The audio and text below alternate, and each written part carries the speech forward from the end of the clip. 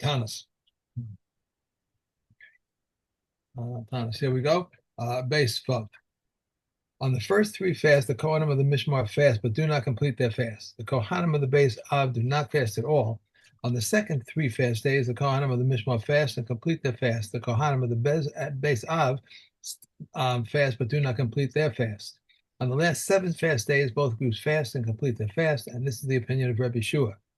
But the Kohanim say on the first three fast days, neither group fasts at all. On the second three fast days, the Kohanim of the Mishmar fast, but do not complete their fast, and the Kohanim of the base Av do not fast at all. On the last seven fast days, the Kohanim of the Mishmar fast and complete their fast, and the Kohanim of the base Av fast, but do not complete their fast. The Kohanim of the Mishmar are permitted to drink wine at night, but not during the day. The Kohanim of the base Av are not permitted to drink wine during the day or during the night. The Kohanim of the Mishmar and the men of the Ma'amad are prohibited from hair cutting and laundering. However, on Thursday, these activities are permitted in honor of Shabbos. Whenever it is written in the scroll of fast not to eulogize on a particular day, on the day before it, fasting is forbidden. On the day after it, fasting is permitted. Rashi says both before and after it, fasting is forbidden. Concerning days about which it is written in the scroll of fast, not to fast on them, both days, both before and after them, fasting is permitted. Rabbi Yoshi says before them, fasting is forbidden, and after them, fasting is permitted. I often wonder, we have so many scrolls like this, so many the scrolls of fasting, scrolls of this, scrolls, I can't remember all of them. We don't have them anymore, it's a shame. Like, imagine what we've learned from having these things. Well, Sefer Rafus, there was the Sefer Rafus, which Melech Hizkiyahu hid away. We don't know where it is. That was a deliberate thing. That's interesting. Yeah, I'm not sure what the story is of the of Megillas Taanis. What happened to it? Did it actually get lost, or was it just mavutal? Did they just say it doesn't exist anymore? Megillas Taanis. What happened? When were all these things taken? The destruction of the first base of Mikdash, the second? Yes, anything here about the? It doesn't say anything about what happened to Megillas Taanis over here. Okay, interesting question. We could ask ChatGPT afterwards what happened to to Megillas Taanis. En gozrin Taanis al hatzibur betchila b'chamishi. So we know that Monday and Thursday are special days. Why is it always Monday, Thursday, Monday that we come out with the fast? Is because of economic reasons. Because the shopkeepers might not have heard about the fact that there was a Taanis tzibur that was nigzar on everyone, and then suddenly everyone comes and starts buying, comes on a Thursday, and they start buying things for ending the fast. And the shopkeepers think, oh wow, everyone's coming and hoarding provisions. Is there a famine going on? And then they push up the prices, and they don't want that to happen just before Shabbos, when people really need to buy their stuff. So they rather take the chance of that happening on a Monday, and it's not the worst thing in the world. Then they'll get a chance. Now, if once they've had the first fast on the Monday, then the shopkeepers will realize, oh, there's a bahab going on over here. So then they don't panic when people come and start buying provisions on Thursday. So okay. It's not like today when they push up the Pesach prices.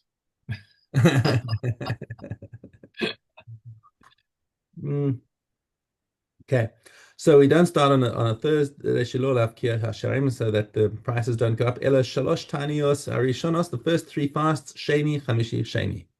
Okay, so. And if we have to carry on to another set of three fasts, shalosh shnios, chamishi, sheni, chamishi, then you can go Thursday, Monday, Thursday for the second set of three fasts if the first three are not answered. Rabbi Yossi Omer, kashem she'en harishonos b'chamishi kach lo shnios v'lo achronos. So Rabbi Yossi says all of them always start on a Monday, just in case the shopkeepers assumed that the fasting was over after three fasts, and now and then the same economic reason applies to both. I don't see any halacha paskin over here, and hopefully it shouldn't ever be a halacha paskin that we have to think about doing this. But at any rate, mistama,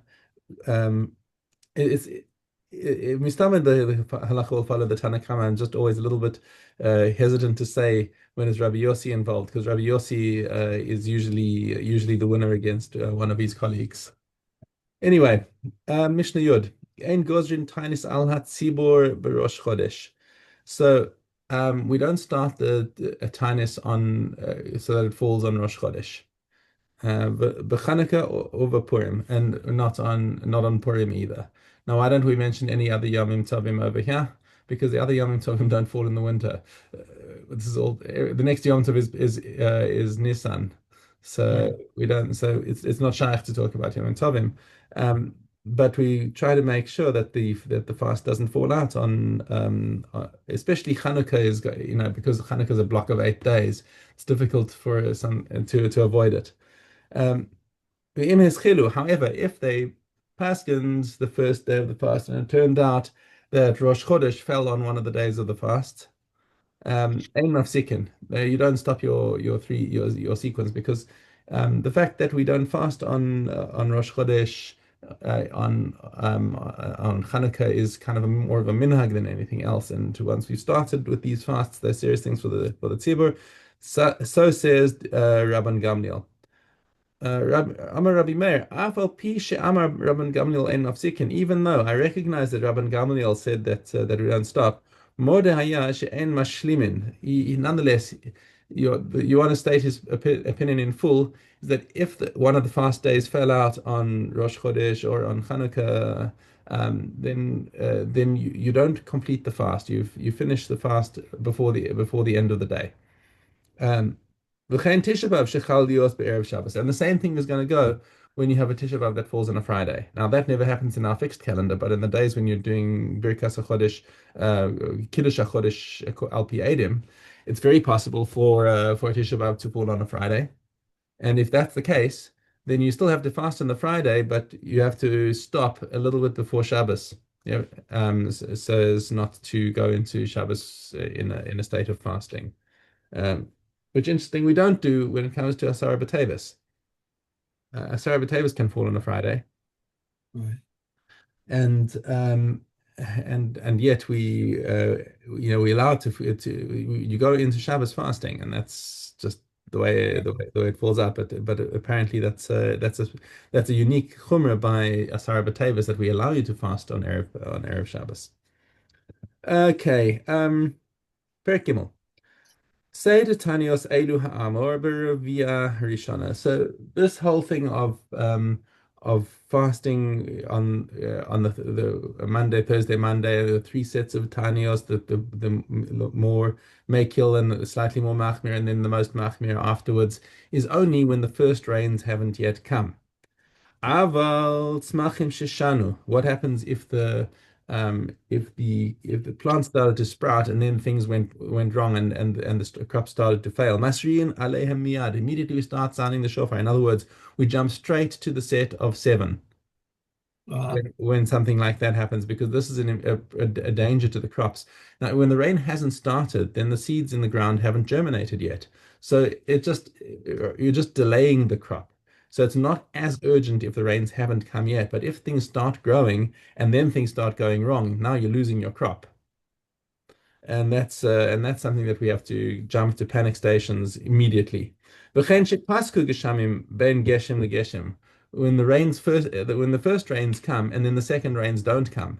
So now your seeds have germinated and now they're waiting for more rain and they're going to die if they don't get more rain.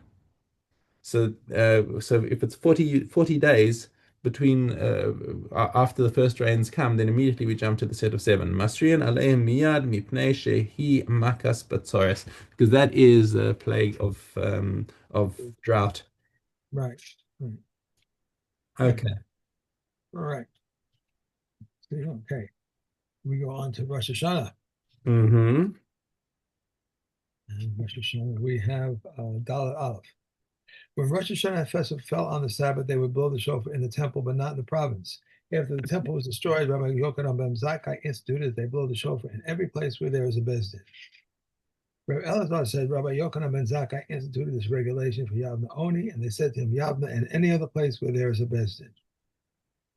In this matter, too, Yerushalayim was superior to Yavne, in that any town which could see Yerushalayim could hear and is near to Yerushalayim can come to Yerushalayim on the Sabbath. They blow the shofar on the Sabbath, where in Yavne they blew it only before the Beis Din. Originally, the lulav was taken in the temple all 7 days of Sukkot, and in this province, the lulav was taken only one day. After the temple was destroyed, Rabbi Yochanan ben Zakkai instituted that the lulav be taken in the provinces for 7 days in remembrance of the temple, and the entire day of waving the omer should be forbidden. Okay. Okay. That's it. On to Okay, yeah. okay. Base Yud. I'm sorry. Gimel base Yud. No, that's bad. Gimel base. Well, Your base.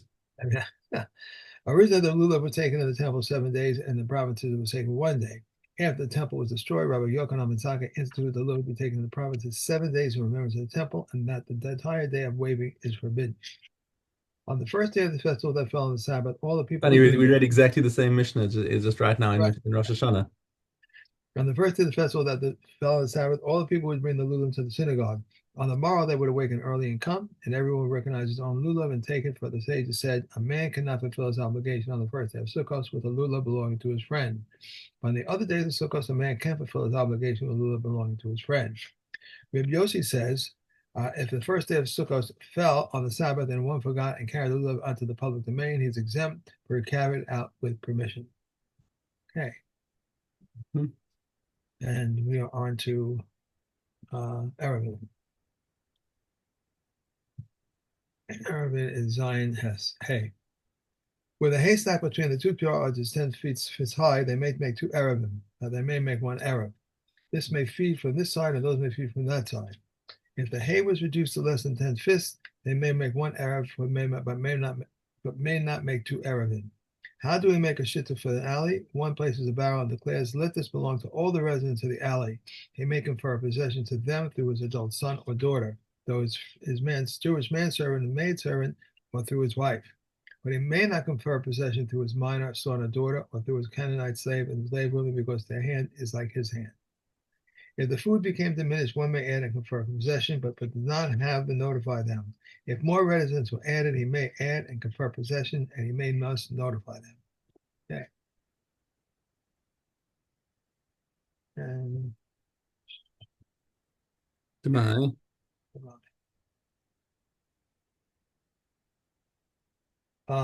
If one adores his friend to eat with him and he does not trust him regarding tights, he eats with him on the first Sabbath, even though he does not trust him regarding tights, provided he says to him, it is tight. On the second Sabbath, and if he vowed not to derive any benefit of it, he may not eat unless he tithes. If one designated true and Misa of the Mai and I went too far. As if Eliezer says one need not designate Misa Ani of the Mai, but the sages say he designates it but does not separate it. If one designated true and Misa of the Mai and Misa Ani of definitely unproduced tithe produce, he may not take them on the Sabbath. If a priest or poor person were accustomed to eat with him, they may come and eat, provided that he informs them. Okay. Okay. Yes, Aleph. Regarding an oven that one partitioned with boards or with curtains, if a sheretz is found in one compartment, everything is tummy. Regarding a damaged basket plugged up with a straw and hanging into the air space of the oven, if a sheretz is in the basket, the oven is tummy. If the sheretz is in the oven, any food that is inside the basket is tummy. But Reb Eliezer rules a tahor. But Reb Eliezer said if the container affords protection in the more severe case of a corpse, should it not perform protection in the more lenient case of an earthenware or cursed utensil? They said to him, if it affords protection in the more severe case of a corpse, that is because we can divide tents. Should it be afforded protection in the more lenient case of an earthenware utensil, given that we cannot divide an earthenware utensil?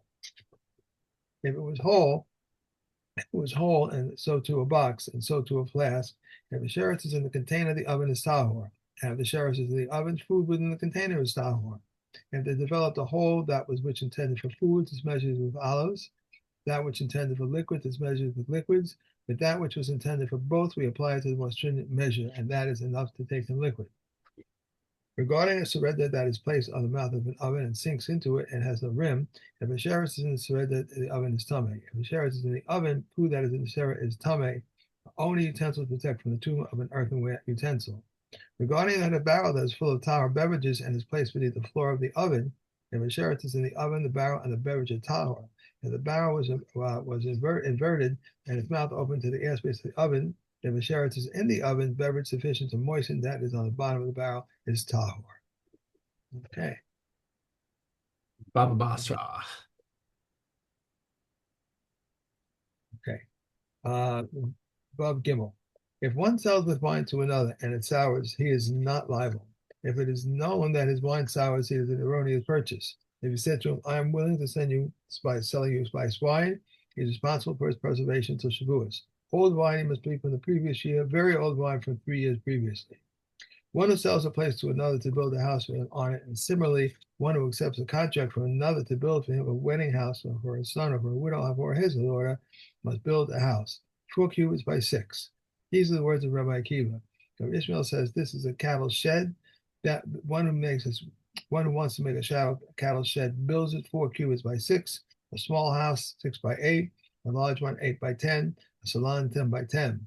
Its height must equal half its length and width. Proof to this is from the sanctuary. Shimon Gamil says everything that follows the construction of the sanctuary. One who owns a pit behind the house of another enters at the time the ordinary people enter and leaves at the time the ordinary people leave. He may not bring in his animal to give it to drink from his pit. He may fill a container and give it to drink outside. Each one may make a lock for himself. Okay. Okay, and we're done. Good. Great. Have a great day. Enjoy. Yourself. Thank you very much. Enjoy. I will speak to you tomorrow, Mr. Okay. Cheers.